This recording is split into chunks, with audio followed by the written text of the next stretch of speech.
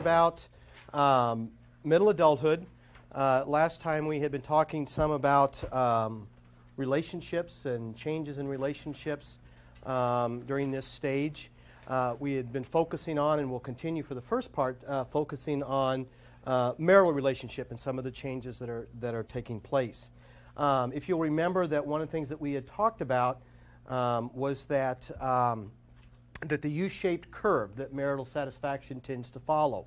And one of the things that we had talked about is that, as couples begin to launch their children kind of into the adult world, that marital satisfaction tends to begin to increase. And so we do know that the launching of children often requires couples to reevaluate their relationship and to relate to each other as a couple without children in the home. Now, it would seem logically to reason that if marital satisfaction tends to start to go up during this launching phase, that the vast majority of couples evidently make a successful adjustment or transition to this particular event in their lives. But I think it is a time for couples to take a look at their relationship, to reevaluate it. It provides an opportunity, I think, for couples. And I think a lot of times couples may not even be aware of how much their lives have evolved around children, how much of their conversation evolves around children, how much of their activities evolve around the lives of their children. And so I think couples hopefully, or the vast majority hopefully, find that this is an opportunity not only to reevaluate, to look at, to focus differently on their relationship as a couple, apart from having children involved in those dynamics on a day-to-day basis. So one of the things that couples have to begin to look at, and hopefully most have done a pretty good job of staying focused on their relationship all throughout, but unfortunately that's not always the case.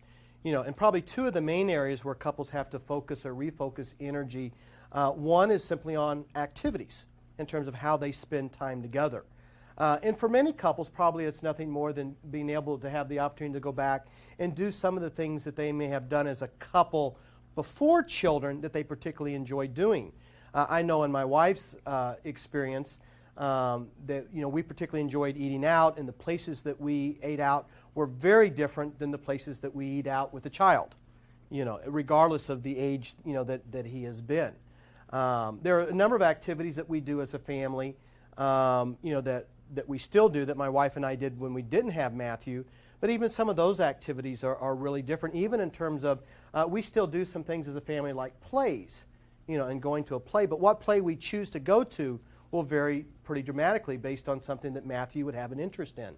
Once Matthew's kind of launched, I'm sure there's some different plays that we'll go see that we probably wouldn't have seen, with him, just because of the interest of the play, not necessarily the content of it. So again, simply the activities. One of the things that we're finding now, and of course as Matthew gets older, it's less of an issue, but my wife and I have always loved to walk. And we enjoy walking, and it's a time when we do a lot of our talking and sharing about different issues. When Matthew was very, very young, we would take him with us, either in a backpack or in a stroller. Now that he's much older, he's able to stay home while we walk. But there was a period of time in there when he really didn't want to go, wasn't interested in that, and it really kind of curtailed our ability to do that. I know that, like I said, now it's becoming easier, but I know, afterwards, and when he's kind of out on his own, that'll be something that'll become more of a regular part of our lives because it's something that we enjoy doing. My wife and I enjoy the zoo, but the zoo probably wouldn't be like top on our list of things to do as a couple.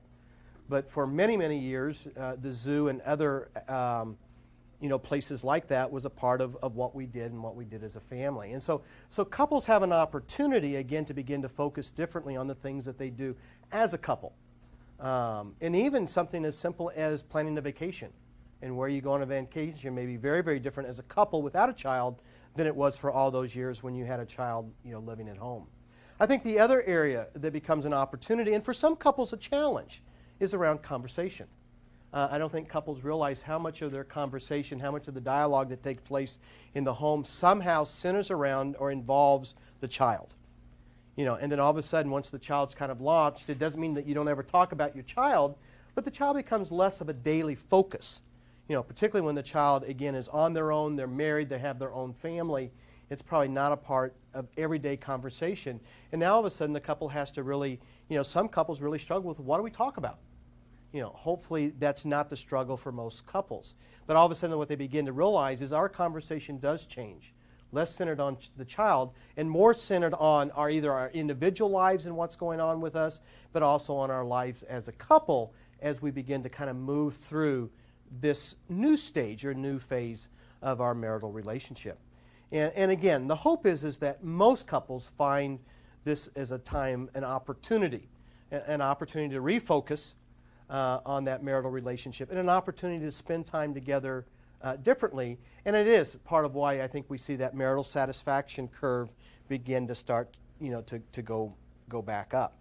It's also a time when couples often have the financial stability to do some things together and as a couple that they may not have been able to or chosen to do during the time that they had children. And some of that may involve travel and trips that that a couple might take and maybe have been planning to take, and kind of put that off again until children have been launched, gotten out of college, and are now truly on their own.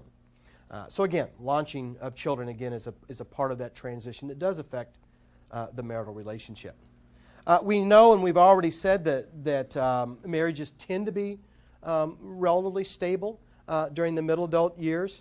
However, we know that there are couples who do divorce during middle adulthood. Again, when children are launched and are on their own. Sometimes couples have stayed together largely because of children and wanting to maintain stability for the children. And then once children are gone, there doesn't tend to be that same need or that same motivation to stay together if the relationship has grown unsatisfying to them. Like I said, they tend to be relatively stable, but probably more middle-aged adults divorce during this generation than they have in previous generations of middle-aged adults. We do find that more highly educated middle-aged adults are likely to divorce. That may seem logical, but because why? Again, let's say we've launched children. Why would someone with more education be more likely possibly to divorce? Again, if that relationship has grown unsatisfying. Yeah, one of the things that you may find, and again, particularly in our day and time, particularly with those that are more highly educated, you're probably dealing with dual career couples. And so now you're dealing with where both are not only well educated, but at this point in their life, both have probably done a pretty good job of establishing their careers. And they are able to, if they choose to be able to go in separate directions and financially still be individually fairly secure. Others may, even though we've launched children, the relationship may have grown less satisfying than what they would like, but it could be financial restraints may still hold them in a relationship that's not overly satisfying to them. And so again, we do find that more highly educated middle-aged adults may divorce. And again, that doesn't tend to be the majority. This may be somewhat surprising, maybe not. Divorce at midlife is often, and again, don't mistake, divorce at any time is very stressful in an individual's life. But what we find is divorce at midlife may be less harmful to well-being than during younger years and for younger people. Can you think of a couple of reasons why, again, if a divorce was occurred, it doesn't mean it won't be stressful. It doesn't mean that it won't affect self-esteem, that it won't affect feelings of loneliness, that it doesn't impact people feeling, at least for some period of time, some degree of depression. But why might that be less harmful to middle-aged adults? And I think there are a couple, at least, key reasons. Any thoughts about why that might be the case versus, say, someone, who divorces in their mid-20s or early 30s?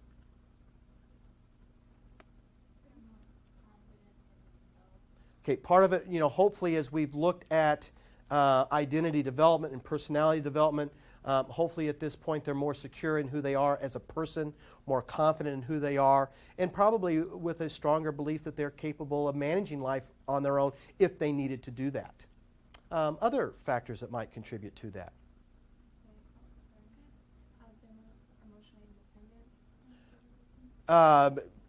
possibly more emotionally, independent, particularly if the relationship has gone through a period of time when it's been not overly satisfying. It may actually have created a greater sense of emotional independence. Because one of the things, we don't talk about it in here much, but when we look at divorce, emotional divorce occurs long before a physical divorce. And so people may actually, in some ways, develop a certain sense of emotional independence. And particularly, hopefully there's a certain degree of maturity, that's established, by the time I hit middle adulthood. Other thoughts? Well, I have to say that, like what you said earlier about money and job, they're further along in their career, so they can support themselves a lot better than younger people. Exactly. One of the things, again, is the fact that they are further along in their careers. They're more financially stable and secure. And one of the issues that we find when we really look at the impact of divorce on individuals' well-being and also on children has a lot to do with the financial situation and status. And that's going to be less of an issue probably at middle adulthood than it would be with young adults who maybe are at the very beginning of establishing their career, and the financial impact of that may be much greater, creating greater stress, in turn creating lower sense of personal well-being. And there's probably one other, and this one is probably not near as obvious.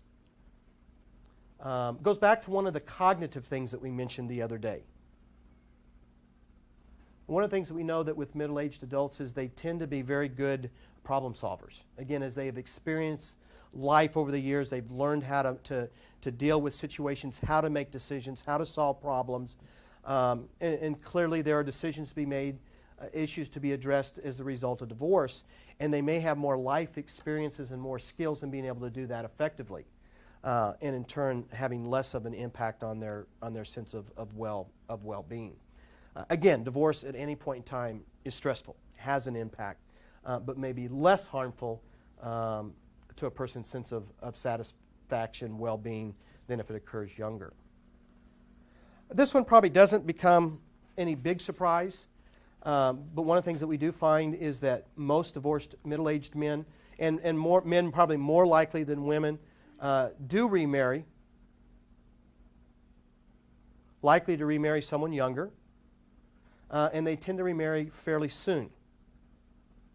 And so for a high percentage of them, the experience of divorce being on their own tends to be a fairly short-lived experience, even though when it occurred during that middle adult stage of life. Real quickly, and you don't need to know this for the test, but can you think of any reason why men might be more inclined why most men would remarry and more likely to remarry than women? They clearly start dating sooner. Any just personal thoughts on that? The husband will take care of them. Okay, clearly for some, if they haven't developed a sense of independence and being comfortable of being able to live on their own, may actually be looking for someone again to replace at least those roles of someone to take care of at least the household part of that. Not obviously child rearing at this point, but household. And women are probably going to be, generally speaking, a whole lot more comfortable with those roles, because in many cases they have been the primary fulfiller of those roles in that marriage. This might sound bad, but like the demand for a guy who already has a good career and is single is probably a lot higher than a woman. Yeah, and I don't think that's bad to say at all. I mean, the reality, one of the things, and again, we don't talk about it in this class that much, but again, and not only for those reasons, in terms of, again, here's a male who's fairly established in their career, probably fairly financially stable, someone who has, not only from a financial standpoint, but someone who's mature, and hopefully emotionally stable as well as financially stable, has some appeal to possibly a female, maybe someone who has, been married, divorced, had children, or someone who is not yet married and waited for, the right person, without a doubt. The other part of that equation is the fact that what we do know is that the gender that tends to be in oversupply, or let me put it in the other terms, the gender who tends to be in undersupply. In other words, there tends to be fewer men than there are women, at given stages and ages. And so if there are fewer men and more women looking to be married, they clearly have an advantage again, in what we often refer to as kind of the marriage market. And so they clearly have some advantages, in remarrying. For some women, there may actually not be a desire to want to remarry. For some. Can you think of any reason why that might be the case? And I know of a number of again, women who are middle-aged, they do have children, and have absolutely no desire whatsoever to be remarried. Not that they aren't in relationships, but don't have an interest in being remarried. Any thoughts about why that might be?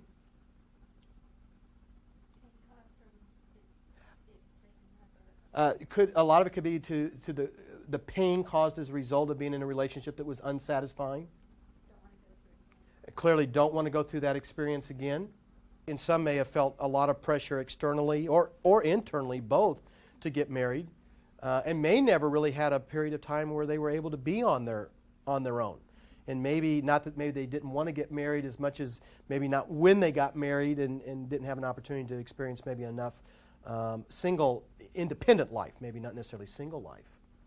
I think there, for some women, and I think this is different for men just because of orientation, come to enjoy the independence, the freedom to make their own choices and decisions. And if they were in a relationship that they felt was maybe somewhat controlling, and where they felt like a lot of their own individuality maybe was lost, and they begin to experience the freedom to kind of be their own person and make their own choices and decisions, aren't willing to give that up. Doesn't mean they necessarily have to, but it could be their fear that if that is what happened in that previous relationship, aren't willing to do that again. And I think that's a slightly different issue than it tends to be for men, who tend to maintain more of their individuality and their independence than women do in relationships. But a number of different reasons, for that.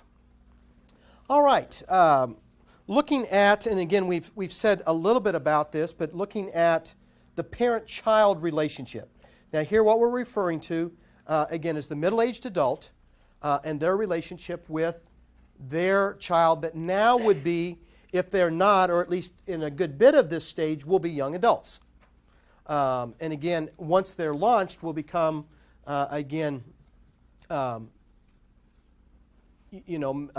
truly independent, and again, once they start to marry, begin to have their own children. And again, those relationships continue to evolve, continue to go through some changes. Parents tend to launch children about 15 or 20 years before retirement. My experience will be closer to 6 or 8 years before retirement. But again, the vast majority still have probably somewhere between 15, 20 years once children are out of the home, where they again are on their own as a couple prior to that retirement stage. Anybody in here, and again, never have to share, but whose parents have launched all of their children? We got a couple. Again, and you don't have to share. Generally speaking, and whether you speak for yourself and others can comment, for those that you have known, what was that experience like for either your parents or parents that you've known? Because, I think there's a lot of variability in that launching experience for parents. My mother's had a really hard time adjusting to having an adult child instead of her adolescent or her child. So your mom had a little bit of difficulty with children getting older and being on their own. And again, that's not necessarily all that untypical. Dad? Not so much. He wasn't as involved with the parenting. Yeah. She was over-involved, and he wasn't as involved. Yeah. So he's pretty much been the same. Yeah. And that's a good, I think, kind of characteristic of what does tend to be, I think, somewhat generally typical. And again, it may be changing, maybe evolving, but again, when you look at the current generation, what we tend to find are dads that tend to be less involved than mothers. And then you do have, and I think my mother to some extent would fall into that category, somewhat overly involved or maybe overly invested, or at least more difficulty letting go. Not so much in not wanting the children to grow up, as much as I think more the fear of somehow as they grow up and they leave the home that I won't be as an important part of their lives. And a lot of times, and again, I think it tends to be more characteristic of mothers, is that so much of their identity and their life evolves around parenting. and raising children.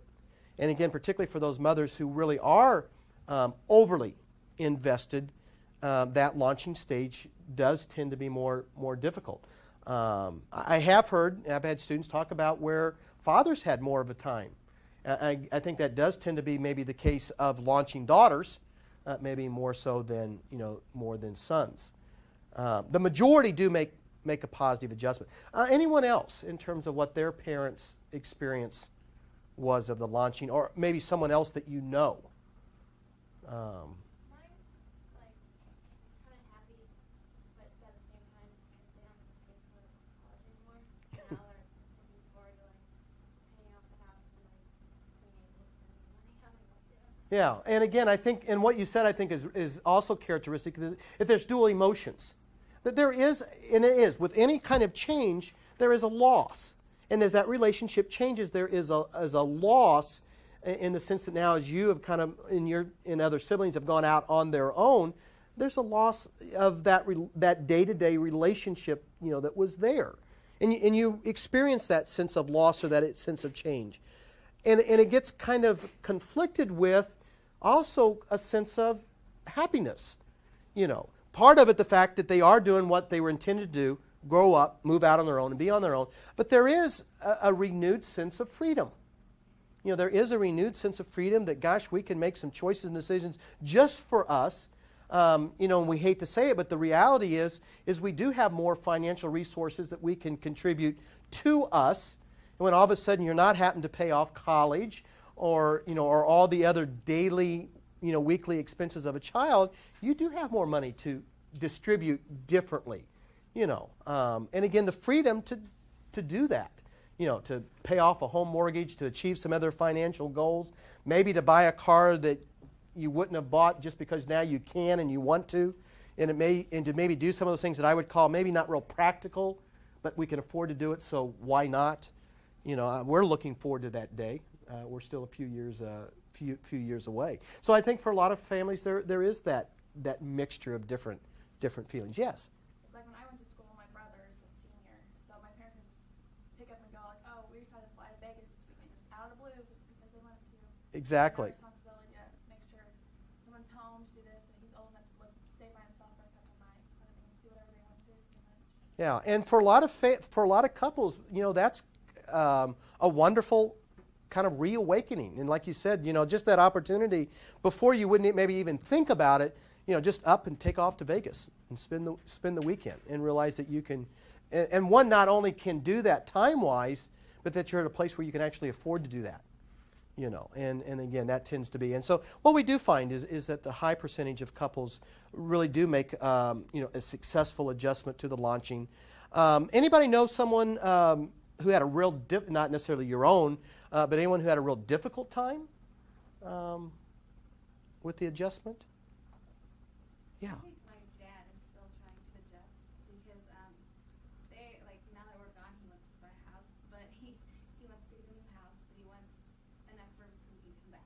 He keeps saying, well, we've got to have room for da-da-da-da-da, like, and my mom's like, we don't need a big house, it's just the two of us. He's like, well, we've got to have room for the kids, they need their own rooms. And so, like, my mom's like, he's looking for a bigger house, we don't need a bigger house, so. Yeah. So, there's still that connectedness. There's probably a satisfaction that you're moving on and growing up. And it is interesting because it's kind of funny when they start talking about some of their own dreams and goals. And I've seen this so many times in terms of houses. It's kind of funny, there's the conversations, maybe right before children kind of move. It's like, well, now we can downsize. And then all of a sudden you begin to watch what middle-aged adults begin to design and build or add on to. And I know numerous people, and again, I know where our retirement home is. There's a number of families down there that have recently added on to their houses, and it's interesting. Kids and their families come and visit, 2 or 3 times a year, but it's so important that not only that you have space, but you have good space. When we built our house, we built it very intentionally. Matthew's only 13, but we knew that that's where we were going to be in retirement. And we were going to be in retirement when he was being a young adult, a little bit different from most.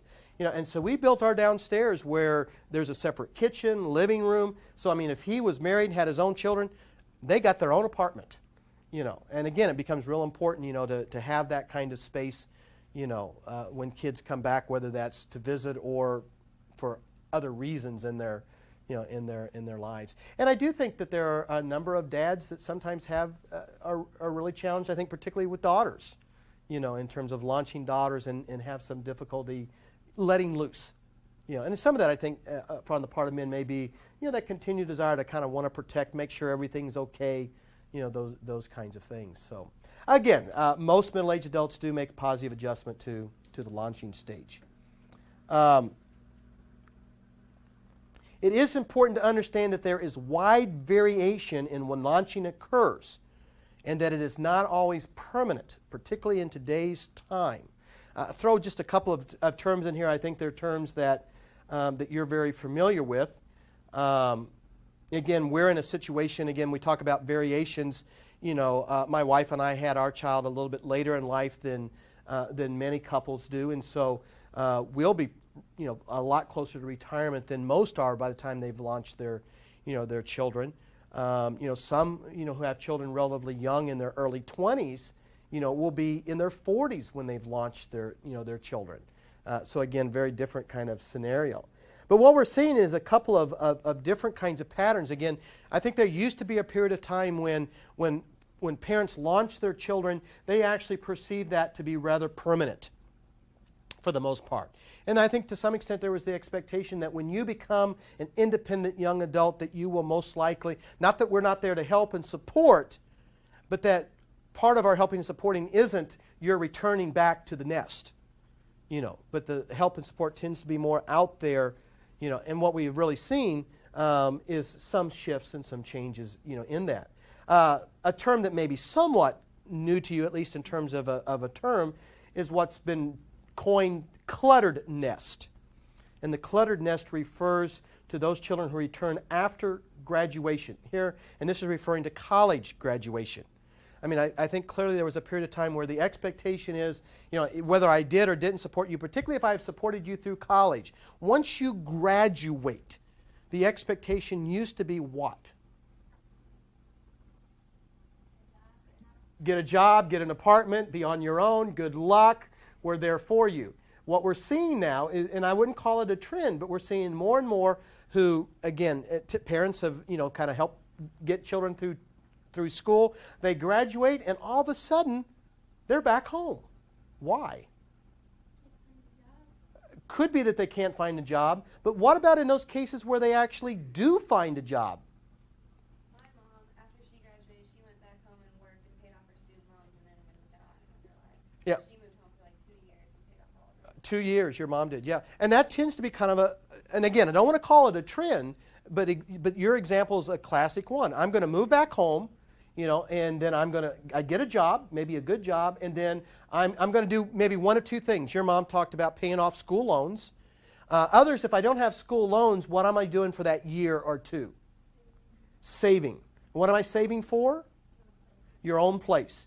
Now, the irony is that part of what happens for some of those young adults who have moved back home is part of the difficulty is they begin to enjoy the benefits of being home, i.e., in many cases, not paying rent, not having to pay for food, and rather than saving to get out on their own, what do they have a tendency to do? Spend. And all of a sudden now they have extra income that they really, truly would not have if they were on their own. And so what happens is they never really begin to put much away to get out on their own, and that period of that cluttered nest tends to get longer than what maybe parents had anticipated or expected. Anybody know of anyone who's been home still living with parents for what would be considered maybe a somewhat unusual length of time? Well, I'm moving back home After this semester? Yeah, just because I'm graduating and going back. Well, and so you're still going to be in school, so that's a little... My brother moved back home. Yeah, and again, it's not that uncommon. Any conversation about how long that might be, or is it just pretty open?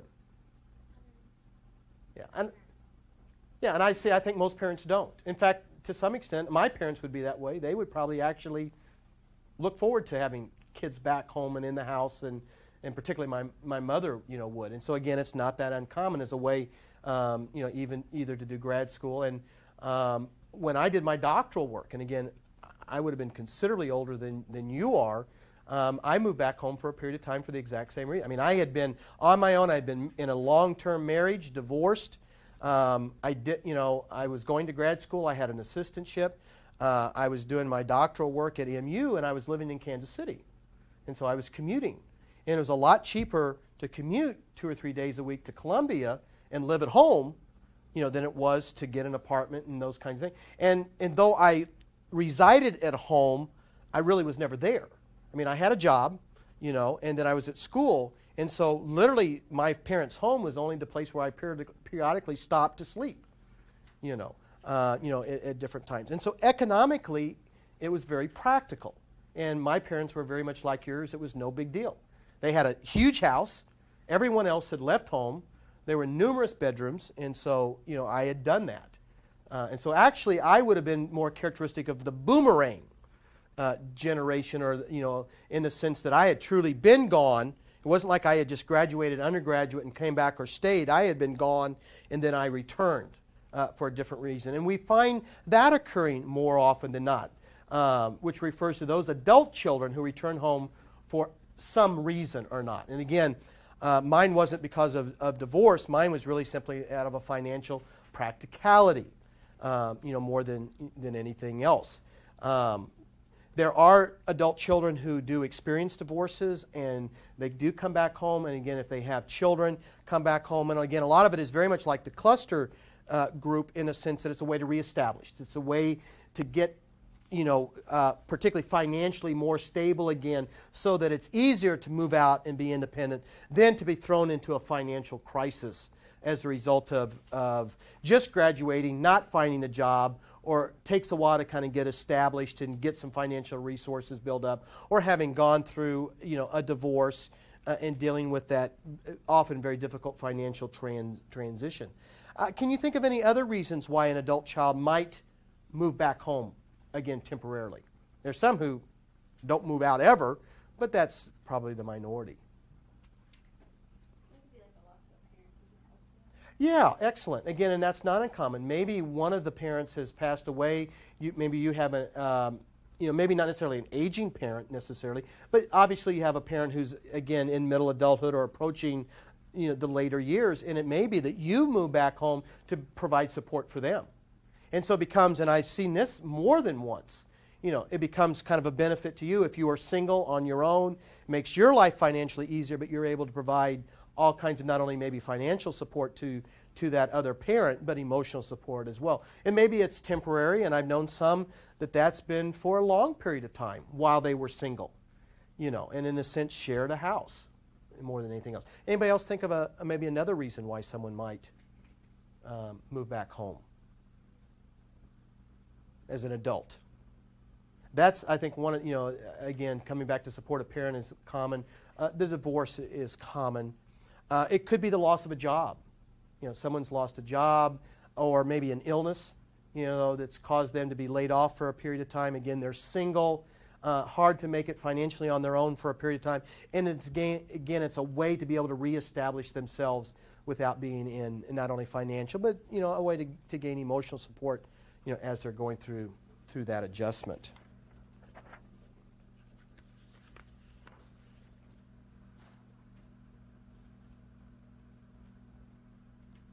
This one we've already mentioned earlier when we were kind of looking at developmental tasks of middle adulthood.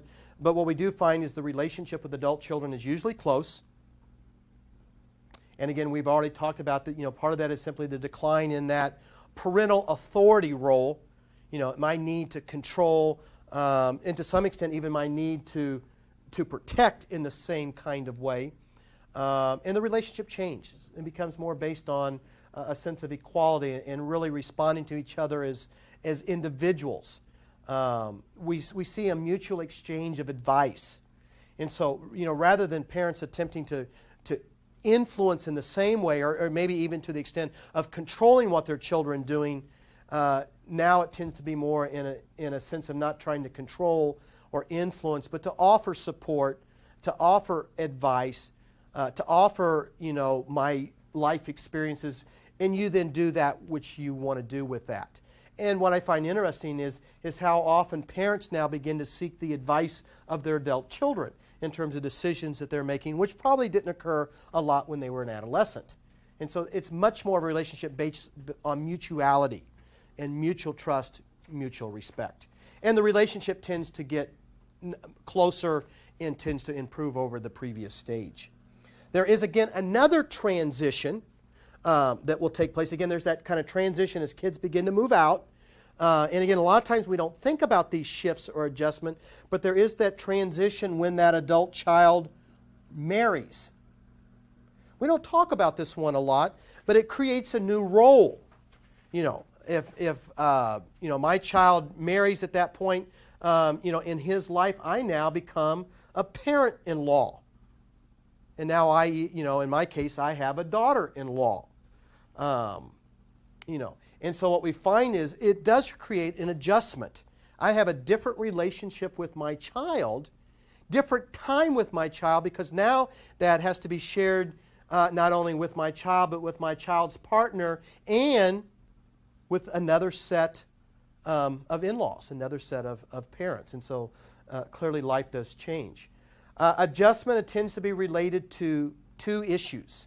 The first one's not a surprise, related to how much we approve of our children's choice in a partner. And clearly when there's a disapproval, what do you think that tends to create? Exactly. Creates all kinds of friction and tension. And a lot of times what happens is the child gets caught in between their spouse who they care for and love and their parents who are important to them, and they're caught in between when the two of them don't get along. And then what it can do, and it will do, is not only create conflict between in-laws and that daughter or son-in-law, and can create tension between parent and child, but can create tension within the couple. Again, obviously when there's approval of that spouse, it makes those relationships a lot easier and can actually strengthen those relationships, as life begins to, expand. The other thing that can happen or create some tension is when the now new couple creates a lifestyle that is probably that the parents may not approve of. Can you think of a couple of examples of a lifestyle that might not be approving to your parents? Okay, for some, that whole issue of cohabitation. You're not married, but you've got a significant other. And now you and your significant other now are living together. And so you have a partner, not a legally married partner. And so it could create two issues. Their feelings about your partner, but about a lifestyle that they may not approve of, that could create all kinds of tension. Can you think of maybe another lifestyle issue that could occur if you were to live a lifestyle that maybe your parents might not approve of? And parents maybe tend to be relatively accepting. Clearly the cohabitation is one that some parents would struggle with. Anybody think of or another, not maybe one that would be an issue for your parents, but another lifestyle that would be somewhat drastic, that some parents might have trouble dealing with or approving of? I think clearly for some is if there's a situation, and again it could be an impact both on that partner but on that lifestyle, of where, say, the use or abuse of illegal substances begin to enter into that picture. And all of a sudden your child has married someone who is into or using drugs, and then brings it into their life, and it becomes a part of their lifestyle. And it could be other types of addictions or behaviors in terms of maybe gambling, some other kinds of those kinds of things.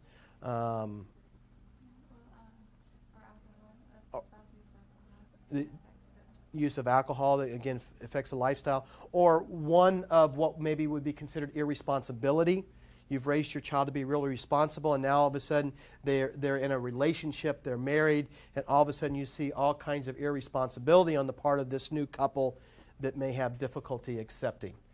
So again, a lot of it has to do with again, lifestyle issues and the approval of your child's choice in partner. Again, very quickly, when adult children have children of their own, creates another new role. And again, we'll talk more about this, and you'll read about this more than we'll talk about it in class. Creates that role of grandparent. And again, new relationships. It will change the relationship with your biological children, their partner, time spent together. Typically draws families closer together, or has the potential to do that. But then again, it does create that grandparent-grandchild role. Grandchildren tend to be, the first one is born in most cases when the person is in their mid-40s, so actually the early part of middle adulthood often. Again, that's changing, again, as people marry later, have children later. Generally speaking, most grandparents find this new role enjoyable and a rewarding experience. And most tend to relate to their grandchildren somewhat differently than they do their own biological children. I don't know how many times I hear the grandparents say or comment, I have a right as a grandparent to do what to my grandchildren? I know it may not be right or good, but what? Spoil them. And they tend to. You know, and I also see that some with other relationships in terms of aunts and uncles, particularly if they don't have children of their own. But grandparents often tend to be a little more lenient because they're not their children. And so it does tend to be a rewarding, enjoyable experience for the vast majority. Other relationships. I mention these fairly quickly. This one we won't say a lot about at this point because we'll talk about it when we talk about the later years. Because we'll kind of talk about it kind of going in both directions. We talk about later adults. They will then be relating to their middle-aged children. But generally speaking, at this point, all we need to say is that relationships with aging parents, who often will be, in the early stage of later adulthood, they tend to be in relatively good health, physically, emotionally. Those relationships really tend to be close, and they tend to have very frequent contact. Again, we tend to stereotypically think of the older adult who's, living on their own, and they're lonely and they're depressed, and we'll talk about some of those issues in the next stage. But in most cases, they do have frequent contact. Relationships tend to be close. This next point I find interesting because I don't think I really thought about it until I got older. But the majority of middle-aged adults enter this stage, again, in their early 40s with two living parents and leave with none. And I really never thought about it because I really thought surely that occurs much later in life. And then I began to think about those around me who were middle-aged adults, and all of a sudden I got in touch with how many of our friends, how many people that I knew that did not have either living parent. And again, they were middle-aged adults, many of them kind of in the early, in their early 40s, mid-40s, where that had occurred, and how many at least had lost already one. And then again, as I mentioned briefly earlier and talk a little bit more later on in the semester, having lost my dad a year and a half ago, all of a sudden that reality started to really, get in touch with me, and knowing that my mother, has had her own health problems, that really could be my reality at some point in time. Hopefully it won't be, but it could be. And so again, an experience, a change in relationship, and again, how as you begin to lose a parent, how your relationship with that other parent changes, and begins to shift. And we'll talk more about that again later on when we get to the later adult stage. Another significant relationship that we haven't talked a lot about, you've done some reading in your textbook about it, is what begins to happen with sibling relationships. And even though, and again, though it may be increasing from when adults were in younger years or young adult stage, there still tends to be relatively limited contact in comparison to other relationships with siblings.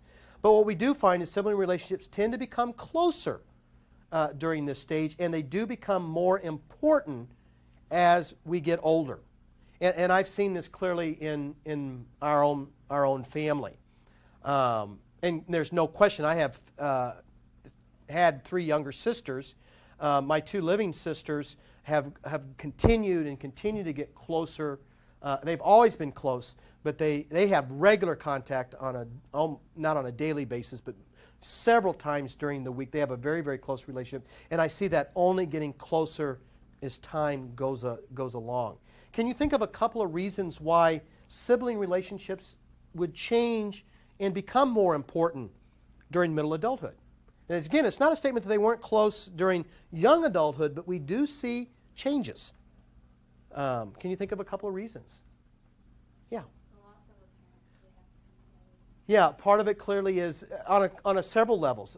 One of the things that happens with the loss of a parent, coming together to deal with that loss. Also to deal with the reality of, as you lose one parent and you have one living parent, all of a sudden you begin to realize that your siblings at some point in time in life will be, in terms of your family, in terms of that original family, that you grew up in, and that we find that we have more constant interaction and dialogue in terms of addressing issues of aging parents that we never had to do much of when we were young adults. So again, part of that. Any other reasons why those relationships might become more important and closer as we get older? I think particularly as parents get older and as we do begin to experience loss of parents, they become an increasingly important part. Even though we may have our own immediate families, they become an important part of our support network and make up that extended family network.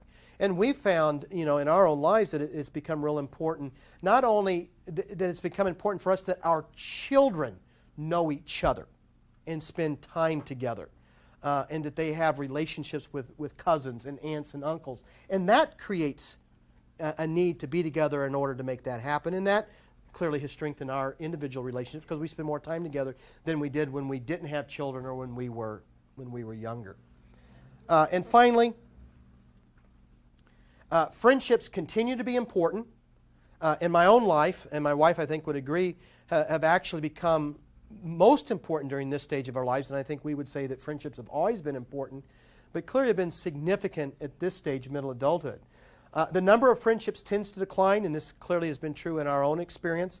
I think what tends to happen is we tend to have a select few. I think we get in touch with what quality friendships are. We tend not to devote a lot of time and energy to those friendships that are not meaningful and fulfilling. We tend to devote time and energy to those friendships that tend to be more balanced in our lives, and that tends to begin to, on its own, natural, I think. And again, it doesn't mean that they're not friends in the sense that there isn't some contact, but there's not a lot of time and energy devoted. And there's still a lot of people that we would say are friends of ours, but they're not a part of what we would call our inner circle. Our inner circle is much smaller, but it's much more important inner circle. And we find that we devote mutually lots of energy to make sure those relationships stay high quality and meaningful. And I remember one of the things that my dad said to me, he says, and he realized this during the course of his life, you never realize until later in your life how important really good friends are. And our friends have been invaluable to us as a support system to each other, as we've raised children together and gone through life. And so again, friendships, siblings, and relationships in general, I think, become more important, and we tend to value them because we're aware of the limited time that we will have with those relationships. Not that life's ending tomorrow, but we have a different perspective on time. Next time we'll begin to take a look at some of those issues around emotional development, identity, and how we view time.